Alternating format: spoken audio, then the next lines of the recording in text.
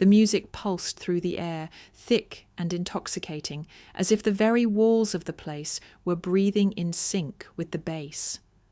A slow haze of perfume, alcohol, and something unidentifiable clung to the air. Laughter erupted in different corners of the grand hall, people pressed close together, bodies swaying, conversations merging into an indistinct murmur. I had never been to a party like this, never like this. My SEO had invited me personally, his message casual yet oddly insistent. Come, it'll be fun, you need a break. And now, standing here amidst unfamiliar faces, I wasn't sure if I should have said yes. He spotted me before I saw him. His presence was undeniable, confident, powerful, too aware of himself and his effect on people. When he walked toward me, the crowd seemed to part for him. His eyes locked onto mine, dark and unreadable, a flicker of something I couldn't name passing through them. "I'm glad you came," he said, his voice cutting through the noise, low and deliberate. I nodded, my throat dry. He stepped closer, too close. "Let me get you a drink," he offered. Not a question, more of a decision already made. I hesitated. "I'm fine." His lips curved into a smirk, his fingers grazing my wrist just enough to make me aware of the contact. "You don't trust me?" Something about the way he said it sent a ripple through me. Was that teasing or a challenge? Before I could answer, he handed me a glass, the golden liquid shimmering under the dim lights. I took it, but I didn't drink. The rim was cool against my fingers, yet my stomach was anything but calm. The party around us continued, but something about this moment shifted. At first, everything was normal. Conversations, light jokes, the occasional brush of his hand against mine. Then, slowly, something changed. His touches weren't accidental anymore. They lingered. His gaze wasn't just observing, it was consuming. "You're different tonight," he murmured, tilting his head slightly. "Different how?" I asked, trying to keep my voice steady. "More aware," he said, the corners of his lips twitching as if he knew something I didn't. The words settled in my chest, heavy. The lights felt dimmer, the air warmer. Around us people danced, oblivious. Someone laughed loudly, the sound distant, disconnected from this space where we stood, in this bubble of tension that neither of us acknowledged, but both of us felt. I took a breath. I should go find... He caught my wrist, gently, firmly. "Stay." One word, one command. And against every logical thought in my head, I did. "Let's go outside," he suggested, his voice silk against my hesitation. The party was suffocating now, the weight of the room pressing against my skin. I followed him, though my mind screamed at me to reconsider. The balcony was cooler, the city stretched before us, glittering under the night sky, endless and indifferent. For a moment I breathed, then I felt him, not physically, but his presence, close, watching, waiting.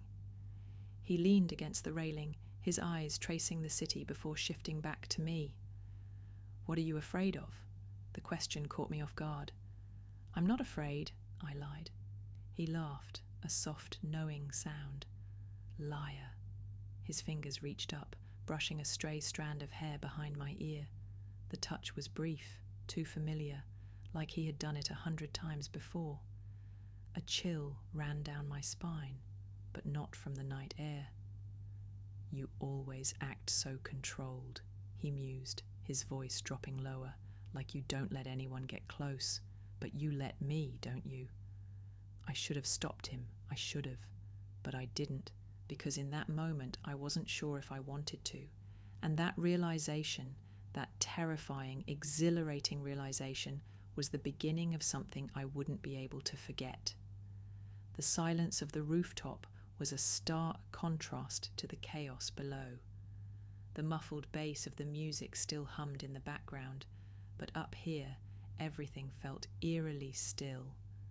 The city stretched before us, endless lights flickering like tiny whispers in the dark. Cold air brushed against my skin, but it wasn't the wind that made me shiver. It was him. Standing beside me, his presence was heavy, too heavy.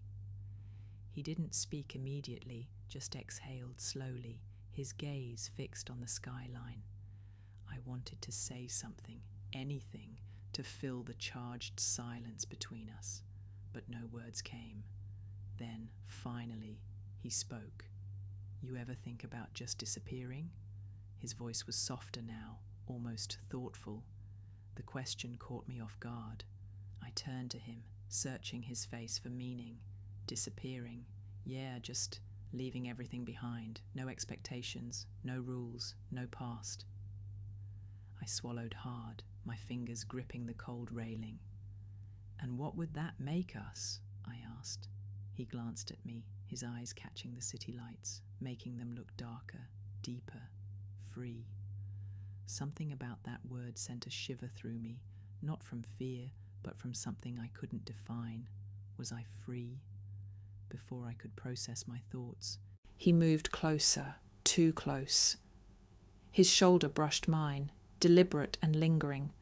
My heartbeat quickened, but I stayed still. "You trust me?"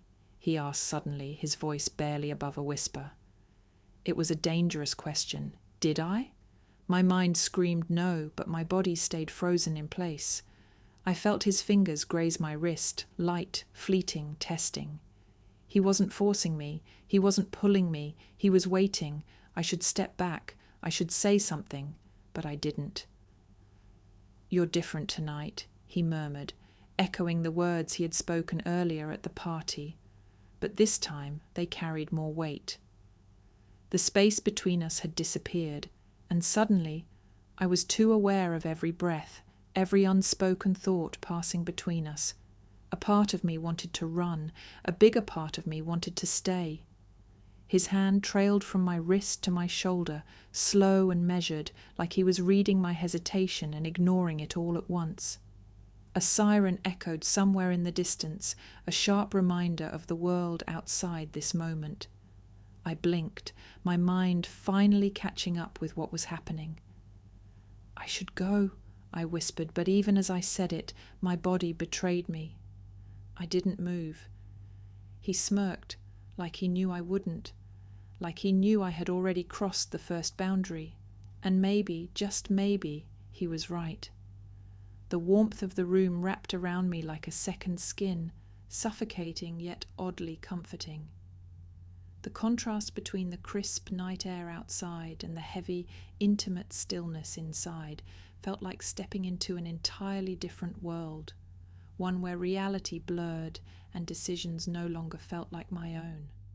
I turned, my breath uneven, the soft hum of the party fading behind the closed door.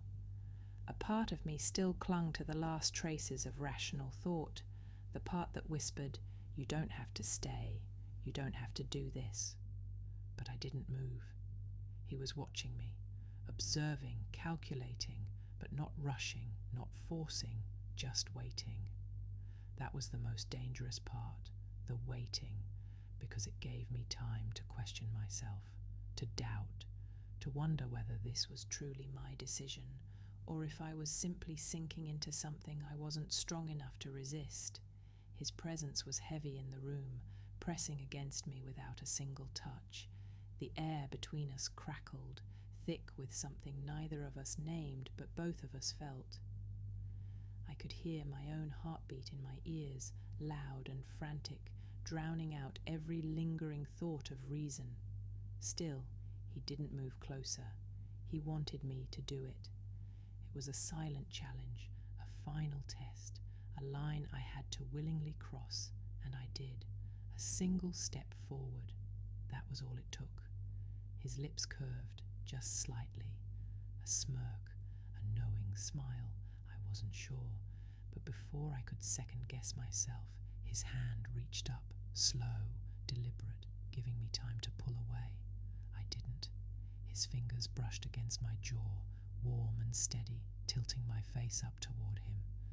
Every inch of me was hyper-aware of that touch, of the way it sent shivers across my skin, not out of fear, out of something much worse, anticipation, desire, a craving I didn't want to admit existed. "You're shaking," he murmured, his breath warm against my lips. I hadn't noticed until then. Maybe it was the moment, maybe it was him, or maybe it was the war raging inside me, between what I knew was right and what I wanted anyway. "I can stop," he said, voice impossibly low. Another test, another chance to walk away. But I didn't take it, because the truth was, at that moment, I didn't want him to stop, and that was the scariest part of all. His lips met mine, not hurried, not desperate, just certain, like he had known all along how this would end. And maybe, deep down, so had I. The world outside ceased to exist. The people, the music, the consequences, none of it mattered anymore. All that remained was the feeling of his hands gripping my waist, his body pressing into mine, the undeniable reality that we had just crossed a line we could never uncross. I wasn't sure if I had let it happen, or if he had simply known how to make me surrender. I clung to him, not out of need, but out of something darker, something I couldn't name. His touch was fire and ice all at once, setting every nerve in my body alight, while chilling me with the realization of what we had just done. Somewhere in the back of my mind, a voice whispered, "Is this what you wanted? Or is this what he wanted?" I ignored it, because right now I wasn't ready for the answer. When it was over, the silence in the room was deafening. The weight of what had just happened settled over us like a thick fog, pressing against my chest, making it harder to breathe. He sat on the edge of the bed, running a hand through his hair, his expression unreadable. I stayed where I was, staring at my own reflection in the mirror across the room. I didn't recognize myself. I had walked in here as one person, and now I wasn't sure who I was anymore. Was I a victim, or was I complicit? The question clawed at me, threatening to suffocate me with its implications. I looked at him, searching his face for something, regret, guilt, anything. But all I saw was satisfaction. He wasn't questioning himself. He wasn't second-guessing what had just happened. He had known this would happen all along, and that realization made my stomach twist. He turned to me, a lazy, almost smug smile tugging at the corner of his lips. "You okay?" I swallowed, my throat dry. Yeah, I lied. Because the truth was, I didn't know if I would ever be okay again. And deep down, I had the sickening feeling that neither of us would ever forget this night, not because of what we had done, but because of what it had turned us into. Two people carrying a secret they could never undo. And that was something I wasn't ready to face. The party was over, the music had stopped, the guests had left, and the night had dissolved into the quiet hours of early morning. But inside me, something hadn't settled. Something was still spinning, twisting, unravelling like a storm that refused to calm even after the skies had cleared. I walked out of the room, my legs unsteady, my body feeling like it wasn't mine anymore. The air in the hallway was thick, suffocating, as if the walls knew what had happened behind that closed door. Every step I took felt wrong, like I was walking away from something I could never undo. The world outside remained the same, but I was different. I didn't look back as I left. I couldn't. As I stepped into the elevator, the soft ding of the doors closing behind me felt final, like the universe itself was sealing away the moment. My reflection in the mirror-lined walls stared back at me, eyes wide, lips parted slightly, my skin still marked by the ghost of his touch. Was this what I wanted? Or was this what he wanted all along? The memory of his voice, his touch, his gaze.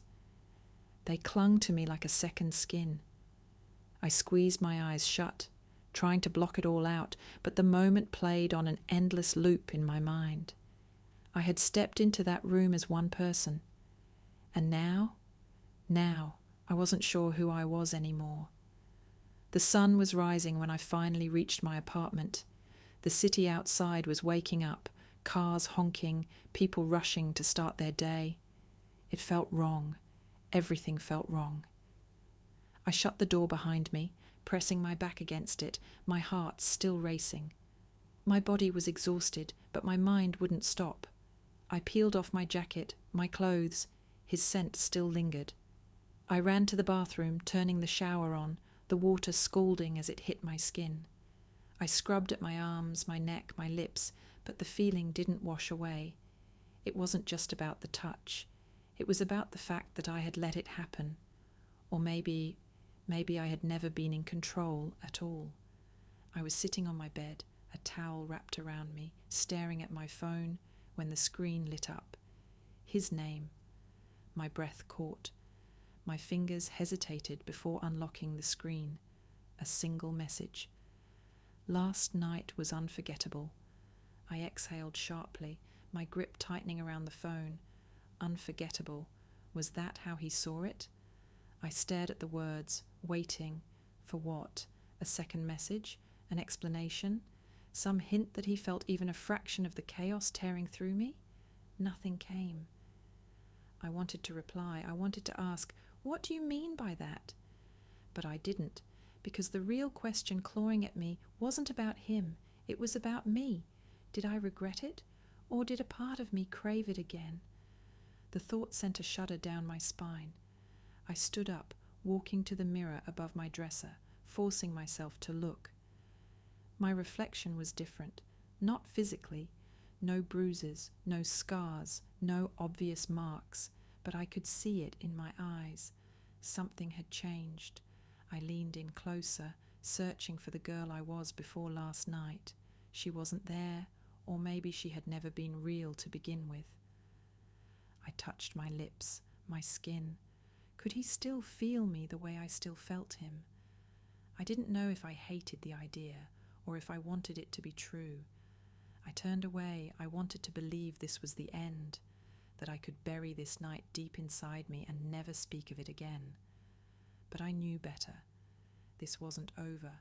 Not in my mind, not in my body, not in the way his message still burned on my phone screen, waiting unanswered.